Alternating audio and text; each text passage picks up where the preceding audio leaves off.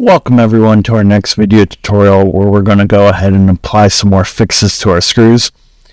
Right now our screw end is bigger than the screw itself, so we couldn't put it through the body.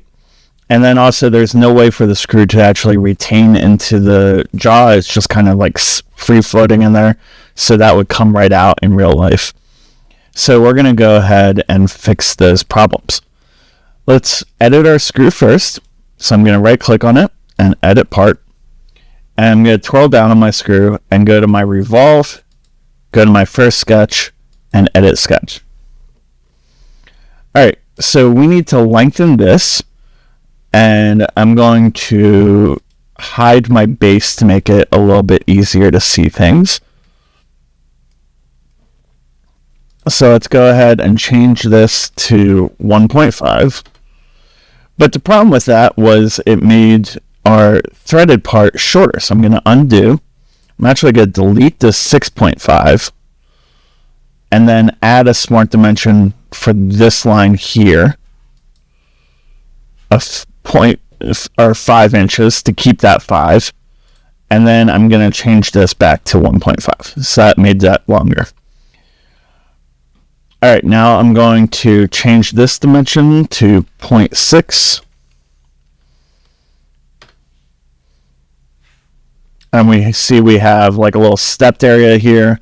So it's a little small, a little bigger, and then a little bigger here. Alright, let's draw a rectangle here. So we're going to use something called a retaining ring to lock this into place. And so I need a groove for that retaining ring. Let's go ahead and dimension that.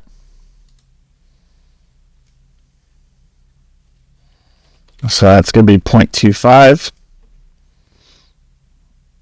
And then the width of this is, for now, just 0.4.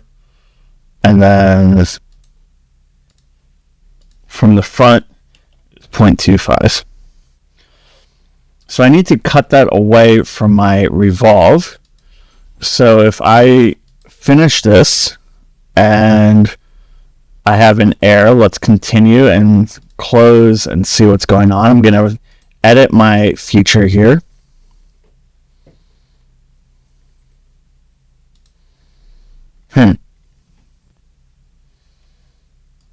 Select the contours, select that. And then I'm going to rebuild everything.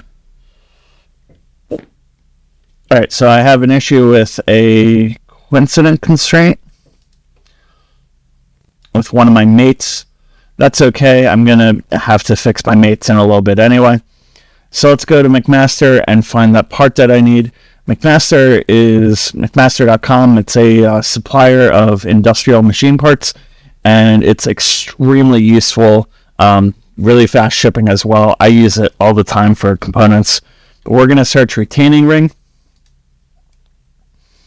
I'm going to scroll down on my shaft diameter to 5/8. And I want a side mount retaining ring because these can absorb a lot of thrust. And we can see first it has the dimensions of the groove. I'm going to go to product detail. And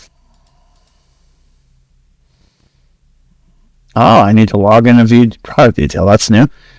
So for the groove, it needs to be a diameter of 0.485 and a width of 0.046. So we're going to change those dimensions. But I'm going to click on here and go to 3D SolidWorks and click download and download a SolidWorks file automatically made for me. All right, let's go ahead and edit that groove dimension.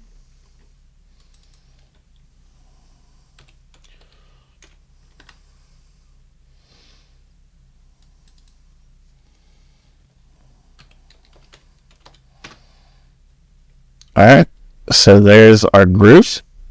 We know about that issue already.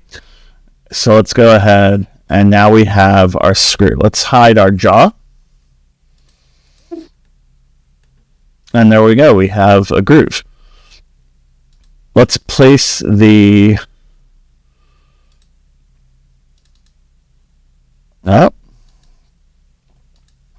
retaining ring. And then I'm going to mate the retaining ring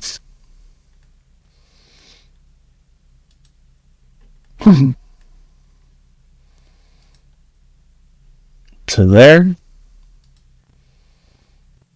And then I'm going to mate that face to that face.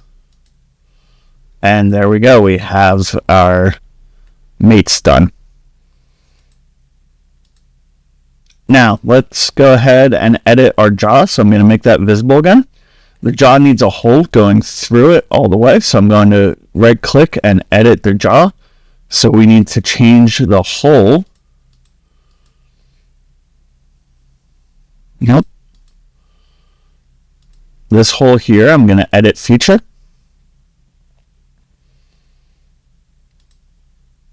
And I'm going to change my end condition to through all.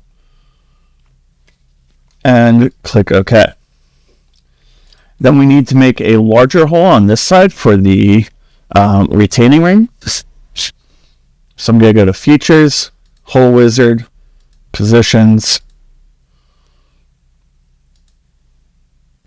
place that in the middle, and then I want this hole to be 1 inch and blind by 1 inch deep.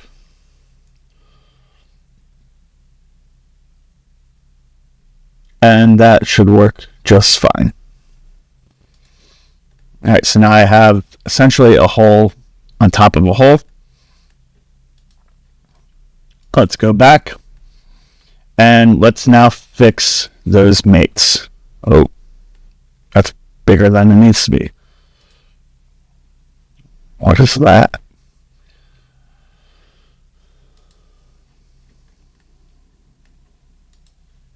Oh, I need to make this hole now 0.625. Forgot about that. So 5/8.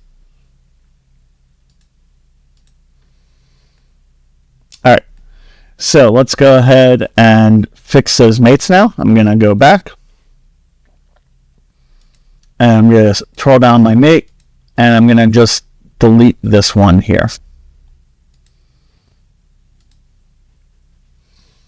So the problem with that is this screw can now leave here. So I'm going to go to mate. And I'm going to select, let's scroll down here, go to my screw, right click and hide it. And I'm going to select this surface here.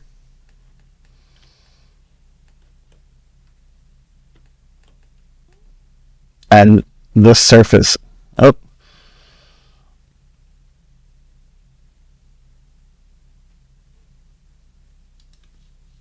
so actually delete that and select this outer ring here and click OK.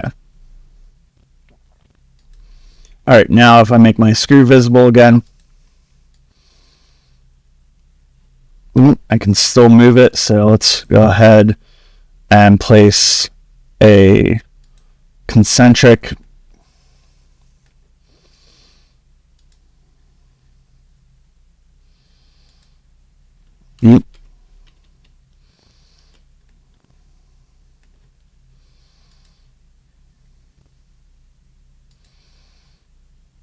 Oh, nope.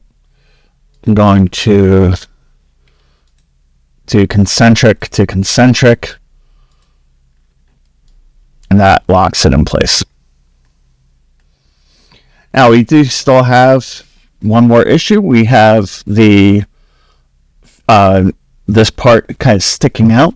So let's go ahead and go to evaluate and measure. I'm going to go from this surface here to this point and see that we need to remove this black line of 0.041. Now I want to